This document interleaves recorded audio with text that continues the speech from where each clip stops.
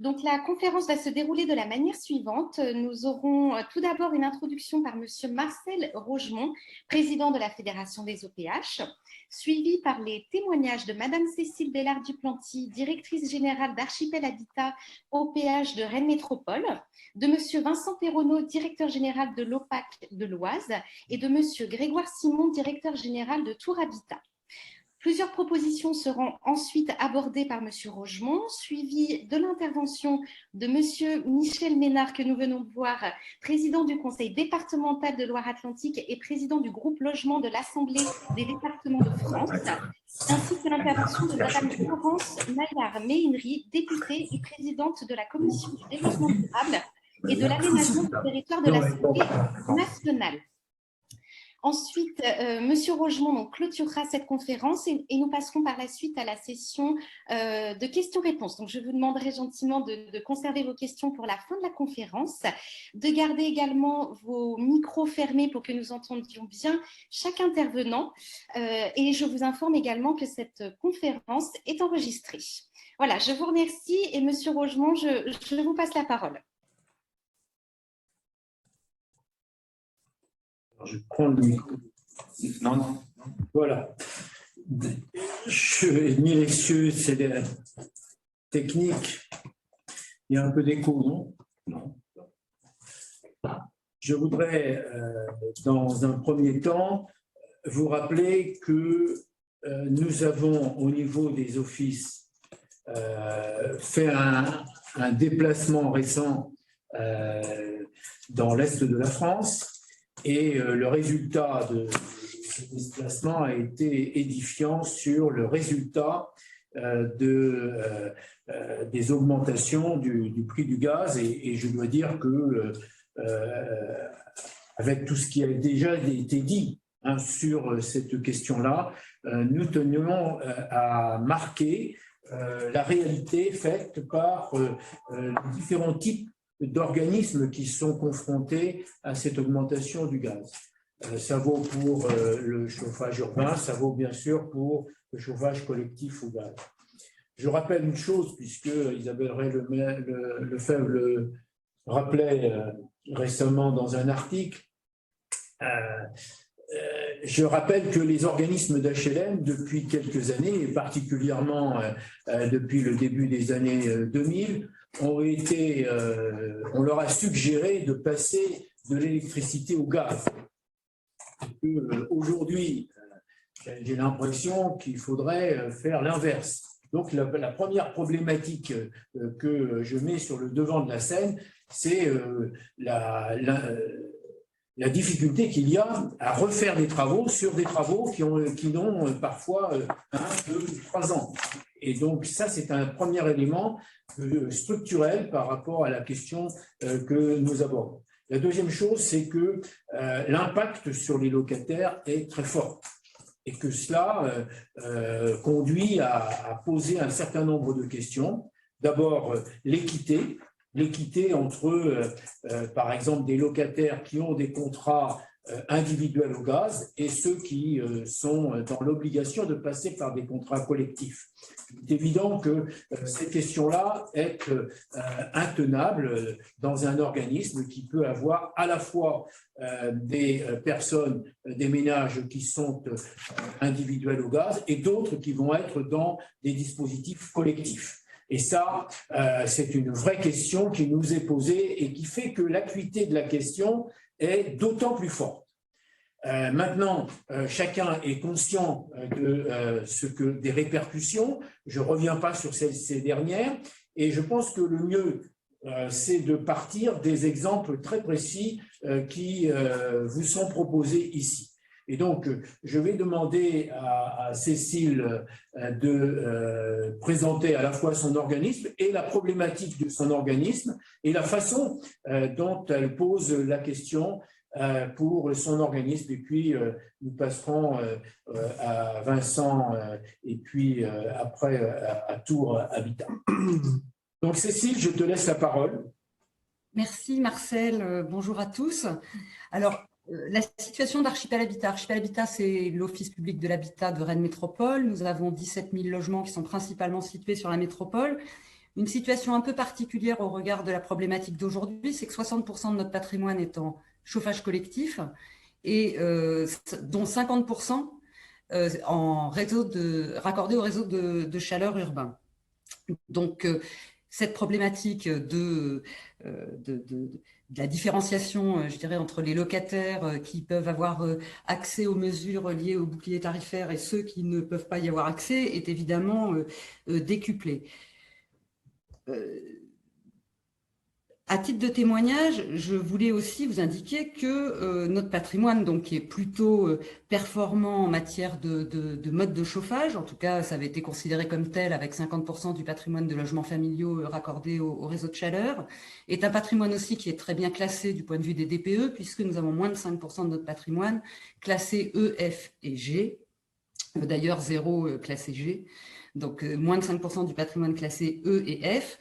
Ça tient à une politique ancienne de performance à la fois des constructions, mais aussi des modes de chauffage. Ça tient aussi à une politique de réhabilitation régulière, soutenue, et puis une politique de raccordement au réseau de chaleur qui s'est accélérée au cours des dernières années. Pour autant, nous sommes confrontés, comme nos collègues, à des augmentations extrêmement importantes des charges de chauffage et même en réseau de chaleur, nous pouvons atteindre, hors prise en compte de ce qui peut être lié à un hiver un peu plus rude en 2021 qu'en 2020, à des augmentations qui peuvent atteindre 30%.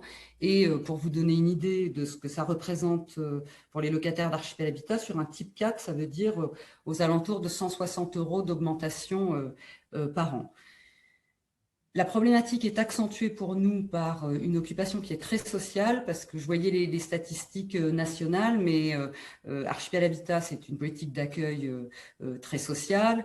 48% des nouveaux entrants ont des ressources inférieures à 20% des plafonds de ressources. 60% de nos locataires sont éligibles à l'APL et nous avons des locataires qui rencontrent un certain nombre de difficultés. Notamment qui se traduisent par un montant d'impayés de loyer élevé, alors contre lequel nous luttons à travers l'accompagnement des locataires. Mais là, je dirais que nous sommes très inquiets du fait que pour les 60% de locataires donc, qui sont en chauffage collectif, nous savons que 20% d'entre eux sont en impayés déjà sur les loyers ou sur les charges qu'ils ont par ailleurs. Et donc, nous pensons que cette augmentation des charges, même si nous avons essayé de la lisser avec des ajustements de provision, risque de se traduire par un impayé sec qui sera de fait porté par l'ensemble des locataires. Donc, voilà ce que je pouvais dire. Après, je pourrais répondre aux questions, mais je vais donner ces quelques éléments. Non, mais c'est ce qu'il fallait faire pour présenter très rapidement une situation. Je vais demander maintenant à Vincent de l'Oise, PAC de l'Oise, de présenter un peu sa situation. Vincent. Bonjour à tous. Effectivement, je rejoins Cécile sur l'ensemble des éléments qu'elle a pu vous présenter. Je vais me permettre de vous partager un écran pour vous montrer en particulier la diversité des situations. Vous me dites si vous le voyez? Oui, on voit. Voilà. Donc, en fait, nous, notre organisme pèse 29 000 logements. Et effectivement, 46% de ces logements sont raccordés à des chaufferies collectives. La grande difficulté qu'on a, c'est qu'on a des contrats avec ces chaufferies qui sont très différents, très diverses. Et comme vous le voyez, on a 3600 logements qui vont connaître une hausse de charge de 135% parce que les marchés ont été indexés sur le PEG. 2400 logements où on va avoir une hausse de 72% sur un autre indice. Heureusement, 2500 logements où là, on a des contrats à prix fixe et puis 39% de hausse pour les quelques 5000 logements qui sont sur du réseau de chauffage urbain. Alors ça, c'est pas les hausses que vont connaître heureusement les locataires parce que ça, c'est les hausses du prix de la molécule.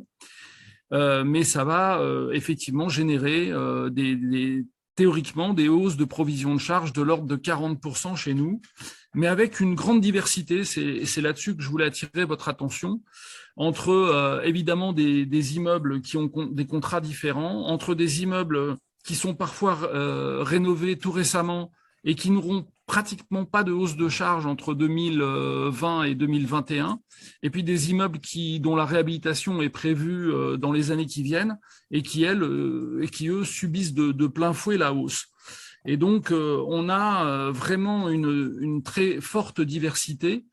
Il n'en reste pas moins que, toute chose égale par ailleurs, effectivement, compte tenu de la baisse des températures entre 2021 et 2020, on prend quand même si on se réfère à l'année 2019 que j'ai ici, on prend quand même 2 millions de hausses de coûts des charges de chauffage théoriques par rapport à 2019, 3 millions de hausses par rapport à 2021. Et évidemment, notre organisme va jouer à plein son rôle d'amortisseur social, puisque on commence tout de suite les renégociations avec les fournisseurs immédiatement pour, quelles que soient les contraintes du Code des marchés publics, pour revoir ces contrats à la baisse, étant donné la hausse vertigineuse des taux. On va décider, sous réserve de l'acceptation par le conseil d'administration, de plafonner de toute manière au maximum la hausse des charges par immeuble à 30%, de façon à aussi anticiper les décisions qui seront prises par l'État, puisqu'il y a des annonces qui ont été faites ce matin pour prendre en charge une partie de cette hausse, et évidemment intensifier les réhabilitations thermiques de nos immeubles, pas simplement sous l'angle du coût des seules étiquettes EFG, mais sur ce qui nous a toujours, conduit dans notre politique de réhabilitation, sur les factures. Voilà ce que je voulais vous dire aujourd'hui sur ce sujet, et je vais essayer de départager mon écran. Voilà. Je te remercie beaucoup, Vincent, c'était très précis, et je te remercie vraiment de ces précisions qui ont été faites. Je vais maintenant donner la parole à Grégoire, si tu veux bien, pour Tour Habitat. Merci, Président. Alors, je suis désolé parce que je n'ai pas pu entendre Vincent. J'ai eu un petit problème de connexion, mais bon, ce n'est pas grave. Je vais vous présenter rapidement la situation de Tour Habitat. Donc, Tour Habitat, c'est l'office de la métropole de Tours. On a 15 700 logements et en logements familiaux, 14 300, avec principalement du logement collectif, donc raccordé soit à des réseaux de chaleur, soit des chaudières collectives, puisqu'on a 75% du parc qui est raccordé à des réseaux de chaleur ou enfin en tout cas sur du chauffage collectif. Alors, on a depuis un certain nombre d'années, comme l'a évoqué aussi Cécile tout à l'heure, engagé des programmes de réhabilitation thermique, des travaux aussi engagés sur l'économie d'eau, puisqu'on a mis en place systématiquement des compteurs d'eau qui permettent à nos locataires de maîtriser leur consommation. Et notre parc qui avait été construit avant les premières réglementations thermiques dans sa grande majorité a fait l'objet de gros travaux de réhabilitation. Et aujourd'hui, non c'est bon, merci. Et aujourd'hui, on a quand même une étiquette C en moyenne sur le patrimoine, donc il n'y a plus aucune patrimoine énergétique. Et pour autant, tous ces travaux qui ont permis effectivement pendant un certain nombre d'années de maîtriser les consommations des locataires semblent un peu balayés par la hausse brutale du gaz, puisque sur nos 11 800 logements qui sont avec du chauffage collectif, on a un peu plus de 8000 qui sont accordés à des réseaux de chaleur biomasse, qui ont été transformés en réseaux de chaleur biomasse. Mais alors on sait que dans la biomasse, on a une part de bois et une part de consommation de gaz, puisque les chaufferies biomasse ne peuvent pas effectivement couvrir l'intégralité des besoins juste en bois. Et donc là, on a des augmentations qui sont relativement conséquentes. Même si on bénéficie d'un taux de TVA réduit sur ces dispositifs-là, on a quand même effectivement aujourd'hui des consommations, enfin des hausses relativement importantes. Juste pour vous donner un exemple, sur les chaufferies biomasse, entre 2020 et 2021, il y a une augmentation de 40%. Or, on est plutôt sur de la biomasse. Donc, c'est relativement important pour les locataires. Mais c'est pas le pire, puisque on a, alors sur toutes les chaufferies individuelles, suivant le tarif, qu'on soit en PEG ou en B1, on rentrera peut-être dans le détail tout à l'heure, on a des augmentations entre 2020 et 2021 qui évoluent entre 75% et 97%. Et le pire, c'est quand même sur un réseau de chaleur gaz, qui est uniquement gaz. Et effectivement, là, je rappelle, je souscris tout à fait à ce qui a été dit par Marcel Rougemont tout à l'heure, c'est-à-dire qu'on nous avait poussé à raccorder sur des grosses chaufferies sur le gaz. Et là, pourtant, on est en biogaz, c'est-à-dire avec du gaz neuf normalement en carbone, donc avec aussi un taux de TVA réduit. Et pour autant, là, les augmentations sont de 150%. Et donc, ce qu'il faut bien comprendre, c'est que ces augmentations-là, elles ont un impact sur le chauffage, mais aussi sur l'eau chaude. Je vais vous donner deux exemples qui seront assez parlants sur les deux situations. Sur les chaufferies biomasse, le prix du mètre cube d'eau chaude passe entre 2020 et 2021 de 8 € à 9,89 €. Pour les chaufferies qui sont uniquement en gaz, on passe de 8,22 € à 14,08 € du mètre cube. Si on rajoute le chauffage, j'ai essayé de donner un exemple pour un type 3 de 60 mètres carrés. Si vous êtes en chaufferie biomasse, et la différence entre 2021 pour un type 3 qui consommerait environ 30 mètres cubes à l'année, la différence elle est de 450 € et sur une chaufferie biomasse, c'est 213,70 € et sur une chaufferie gaz, on est à plus de 450 €. Donc, il faut bien comprendre qu'à Tour Habitat, on a 70% de notre parc qui est en quartier politique de la ville, donc avec des niveaux de revenus qui sont très bas. Et on est vraiment dépourvu parce qu'aujourd'hui, on ne sait pas comment nos locataires vont être en capacité de payer leurs factures. Donc, c'est une vraie inquiétude.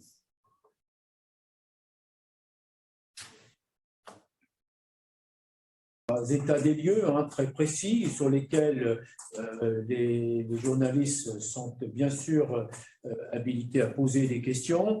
D'ailleurs, avant de passer aux questions, je voudrais avoir un peu puisque j'ai souhaité que d'une part un représentant des départements écoute les problématiques devant lesquelles nous sommes en tant qu'organisme du logement social. Donc, je vais souhaiter que Michel Ménard, qui est le président du conseil départemental de Loire-Atlantique et qui, par ailleurs, au sein de l'Assemblée des départements de France, préside le groupe de travail logement. Je voudrais avoir un peu sa réaction par rapport à ces trois cas précis qui viennent d'être présentés et qui témoignent en fait d'une problématique bien sûr qui touche tout le monde. C'est les animaux malades de la peste, tout le monde ne meurt pas, mais tout le monde est malade. Et c'est clair. Je rappelle aussi un autre élément. Quelques cas de situations d'organismes d'HLM se sont retrouvés devant des ruptures de contrat, puisqu'ils étaient partis sur des contrats à prix fixe et qui ont eu des ruptures de contrat. J'avoue que c'est un nombre réduit, d'accord, mais que ces situations-là sont encore plus importantes dans leurs effets concernant les locataires. Donc, je reste avec ces trois situations qui viennent d'être présentées sur le cas un peu général de nos organismes. Donc, je vais demander à Michel s'il veut bien de prendre la parole et de dire un petit peu ce qu'il en pense, et puis à la suite de quoi nous demanderons à Laurence de Maillard-Ménry de réagir en tant que député. Michel, tu as la parole.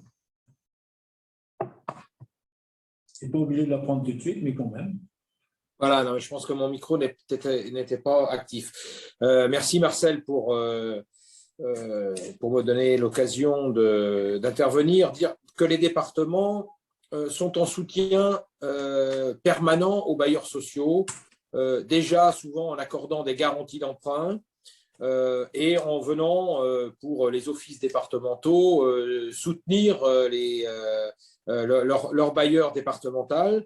Que les bailleurs sociaux ont une action vertueuse, c'est bien expliqué par les différents témoignages, puisqu'il y a des travaux de rénovation énergétique qui sont engagés depuis plusieurs années et qui permettent de diminuer les charges, ou qui permettaient de diminuer les charges des locataires, et que cette libéralisation des prix du gaz, des prix d'énergie décidés il y a maintenant plusieurs années, montre ses limites. Ça nous a été présenté comme la façon de maîtriser les coûts de chauffage et de diminuer les charges pour les locataires. Et en fait, on se retrouve dans une situation totalement inverse avec une flambée des coûts de chauffage.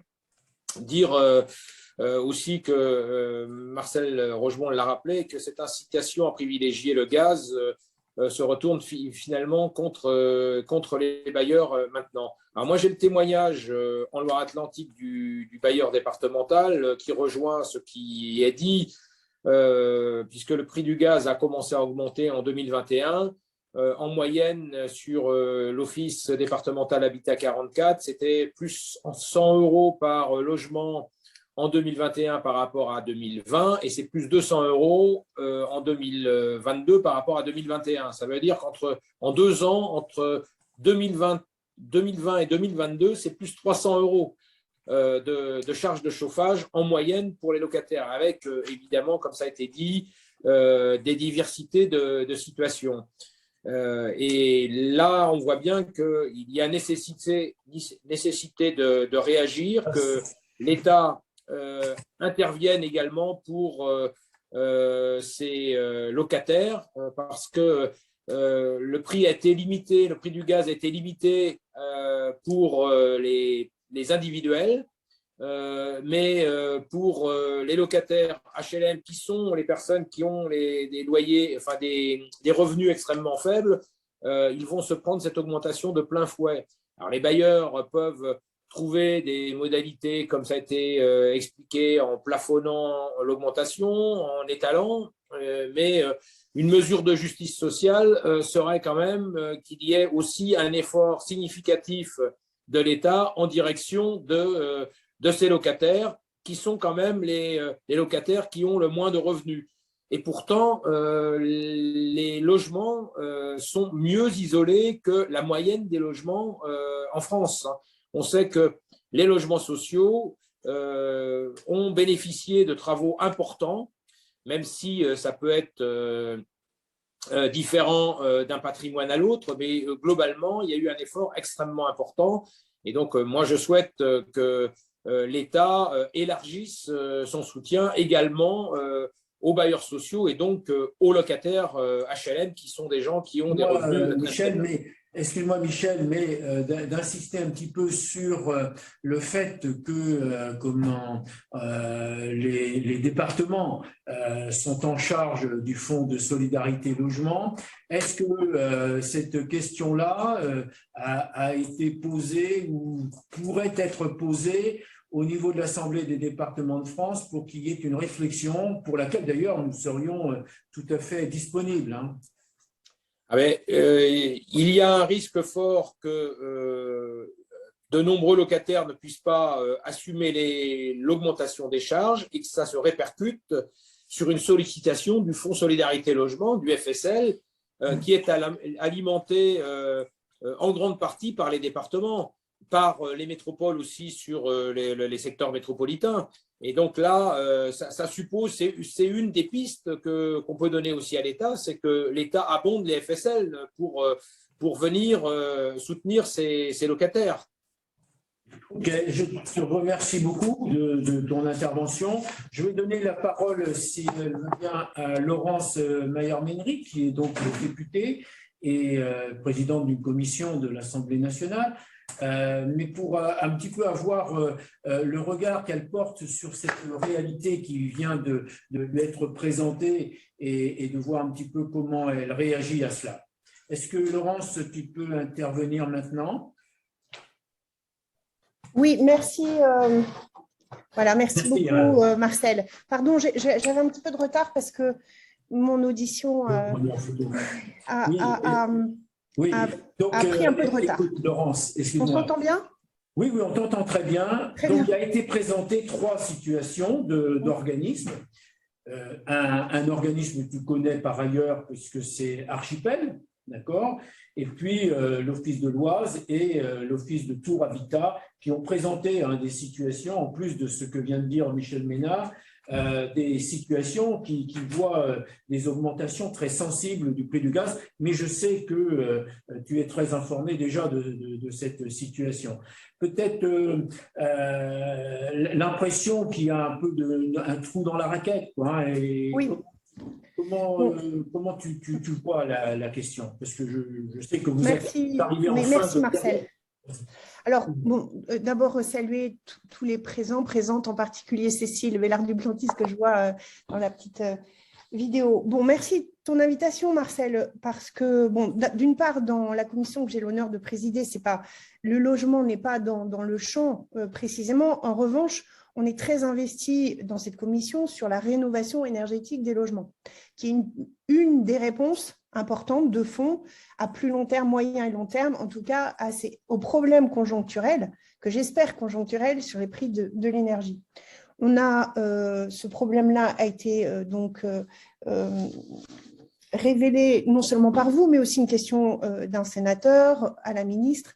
Et fort heureusement, des annonces ce matin de la ministre du Logement, Emmanuelle Wargon, nous soulagent tous. Et j'imagine en premier lieu vous-même, mais va soulager aussi les locataires et les copropriétés du parc de logement social.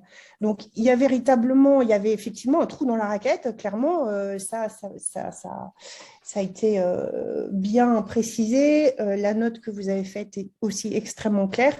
Moi, je pense qu'il y a plusieurs enjeux. Et j'irai plutôt sur le fond, parce que sur les enjeux que vous connaissez, que vous maîtrisez, et comment on va essayer de faire bénéficier effectivement toutes les personnes qui n'en bénéficient pas parmi vous dans le parc de logement social du bouclier tarifaire, en tout cas ce qui est proposé à l'ensemble des Français, à la fois le chèque énergie qui avait été abondé pour 6 millions de ménages et le bouclier tarifaire.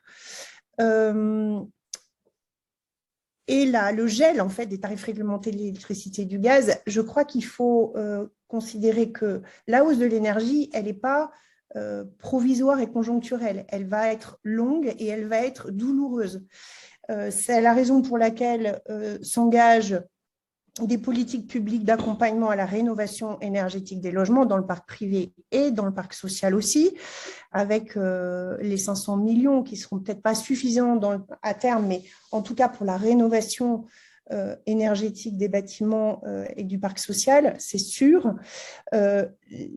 Il y a aussi ces enjeux de décarbonation, de progressivement parvenir à changer les systèmes de chauffage en sortant de la dépendance des énergies fossiles, en partie du gaz, qui n'est pas un problème franco-français, vous l'avez bien compris, mais qui est très lié aux enjeux géopolitiques et notamment du gaz russe, mais pas que, dont la France n'est pas entièrement dépendante non plus, elle est moins dépendante du gaz russe que d'autres pays. Donc ces hausses-là, elles vont probablement perdurer quelque temps. Il va falloir que l'État soit à la hauteur, en tout cas, pour maintenir le pouvoir d'achat des Français, et notamment des Français, des ménages les plus défavorisés. Voilà, et puis je vous invite aussi de façon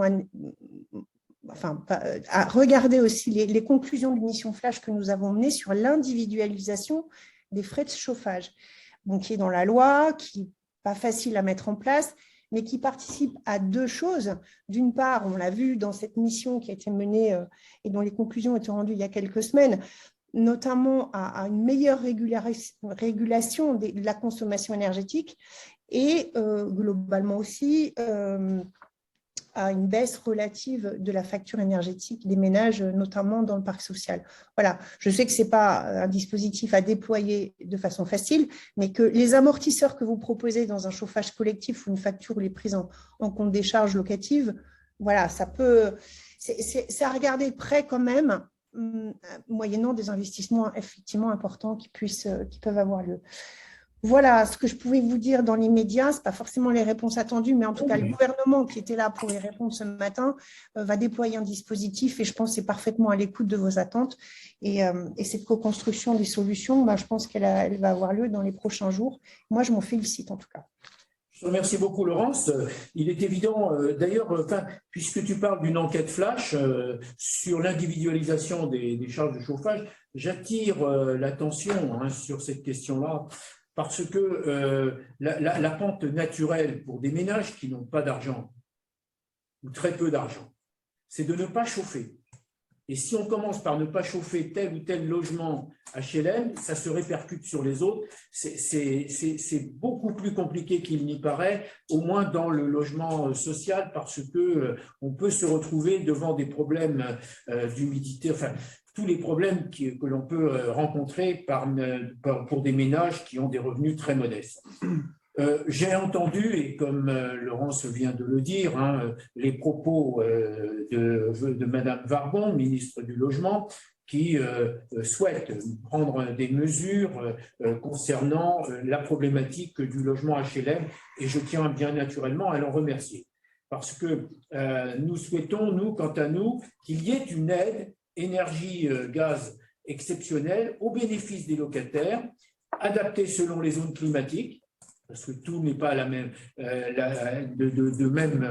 même intensité, et versé aux bailleurs, et à ce moment-là, qui serait immédiatement déduite de la quittance. Donc, une aide spécifique aux locataires, particulièrement, et donc qui pourrait être versée aux bailleurs en fonction du nombre de logements, etc. Enfin, c'est des choses qui peuvent être faites assez rapidement.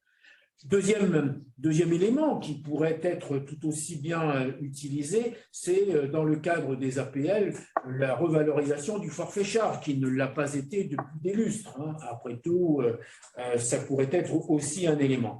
Et puis, il y a un autre élément que je suggère d'ailleurs aussi à Michel Ménard, puis en tant que représentant de l'Assemblée des départements de France, c'est peut-être de demander aux fournisseurs d'énergie de financer plus encore le fonds de solidarité logement. Voilà, c'est des éléments importants pour l'immédiat et pour l'avenir. Laurence en a parlé à l'instant sur la rénovation énergétique. Je rappelle simplement que dans l'ensemble du logement social, si on voulait que les F, G, F, E puissent atteindre une classification A, par exemple, c'est autour de 85 000 € par logement qu'il faudrait. Et comme il y en a pour 1 million de logements, c'est pas compliqué, ça fait 85 milliards qui seraient à dépenser avant 2034, ce qui est un gap. Déjà pour le logement social, je vois pas comment on pourrait y arriver sans une aide substantielle en fonds propres gratuits pour y arriver. C'est des sommes considérables qui sont devant nous. Et je ne parle pas du secteur privé qui est une autre chose. C'est pourquoi d'ailleurs j'ai émis l'hypothèse qu'on pourrait créer une MaPrimeRénov' HLM pour pouvoir accompagner ce dispositif extrêmement coûteux en fonds propres et qui naturellement, si on met l'argent là, il ne sera pas mis dans la production neuve ou dans d'autres réhabilitations. Et donc, c'est bien une problématique qu'il faut pouvoir prendre en compte dans sa singularité par rapport aux engagements de la France en matière climat. Voilà les quelques propositions que nous souhaitions porter ce matin.